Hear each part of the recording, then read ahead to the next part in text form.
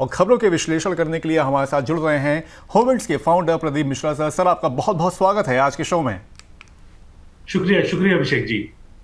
चलिए शो शुरू करते हैं। उससे पहले देख लेते हैं कि ऑन द शो में आज कौन कौन सी खबरें शामिल हैं। तो भारत सरकार नया लैंड टाइटलिंग एक्ट लाने की यहाँ पर तैयारी कर रही है, जिसके तहत राज्य की हर जमीन और प्रॉपर्टी के लिए प्रॉपर्टी कार्ड बनाना जरूरी होगा। इस कार्ड में मकान मालिक का नाम, जमीन का आकार, लोकेशन और सरकारी तय कीमत यहाँ पर दर्ज होगी। सरकार का कहना है कि इससे जमीन मालिकाना हक का मजबूत कानूनी सबूत मिलेगा और प्रॉपर्टी विवाद कम होंगे।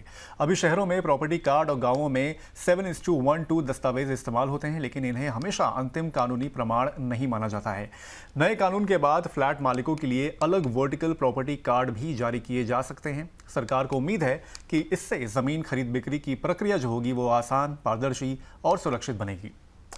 इसके अलावा चंडीगढ़ में किराए के मकानों के लिए नए टेनेंसी नियम लागू किए गए हैं, जिससे रेंटल मार्केट में बड़ा बदलाव आने की उम्मीद है। अब मकान मालिक और किराएदार के बीच लिखित रेंट एग्रीमेंट जरूरी होगा और इसे रेंट अथॉरिटी के पास दर्ज कराना पड़ेगा।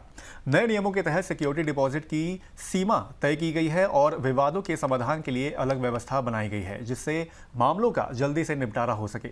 अगर किराएदार तय समय के बाद भी मकान खाली नहीं करता तो उसे ज्यादा किराया बतौर जुर्माना देना होगा। सरकार का कहना है कि इन सुधारों से किराए की व्यवस्था ज्यादा पारदर्शी बनेगी, विवाद कम होंगे और मकान मालिकों को घर किराए पर देने के लिए प्रोत्साहन यहां पर मिलेगा। इसके अलावा बिहार में जमीन खरीदने बेचने के लिए नई व्यवस्था लागू होने वाली है। इस व्यवस्था के तहत अब खरीदार को जमीन से जुड़ी सारी जानकारी पहले से ऑनलाइन मिल जाएगी। इससे खरीदार को यह फायदा होगा कि जमीन बेचने वाले व्यक्ति के बारे में पूरी डिटेल उसके पास भी होगी। ऐसे में किसी भी तरह की धोखाधड़ी या फ्रॉड से बचा जा सकेगा। अब रजिस्ट्री से पहले जमीन से जुड़ी 13 तरह की जानकारियां आवेदन के साथ देनी होगी। इसमें विक्रेता की जानकारी, जमीन का खाता नंबर, खसरा, रकबा जैसी जानकारियां भी शामिल होगी। सर, इन तीनों खबरों में से किसी एक में टिप्पणी करना चाहेंगे आप? देखो, मैं कहूंगा कि एक तो रेंट अथॉरिटी का होना ये बहुत बड़ी समस्या है, क्योंकि रेंट पे तो आप दे या ले लेते हैं, लेकिन चूंकि इसकी सुनवाई कोई नहीं है और कोई मतलब बहुत ज्यादा इस पे सख्ताई देखने को ही नहीं मिलती, तो लोग हमेशा प्रॉपर्टी के अंदर इन्वेस्टमेंट करके भी अपने आप को एक ठगा हुआ महसूस करते हैं कि क्या होगा क्या नहीं होगा। हमने दे दिया, मकान मालिक हम हैं, लेकिन टेनेंट खाली नहीं कर रहा, तो क्या करें? पुलिस के पास जाएंगे तो पुलिस उस पर कोई एक्शन नहीं लेती है। तो ये एक सिस्टम जो कि बहुत बड़ा, रेंटल मार्केट बहुत बड़ी है, क्योंकि रियल एस्टेट सेक्टर बहुत बड़ा है। अब इसने प्रॉपर्टी ले ली, सारे सेल्फ कंजप्शन के लिए नहीं लेते, बहुत लोग इन्वेस्टमेंट के लिए भी लेते हैं। तो कई लोग तो रेंट पे देते ही नहीं, इसीलिए क्योंकि उनको डर लगा रहता है कि पता नहीं कहीं ऐसा तो नहीं टेनेंट कब्जा कर लेगा।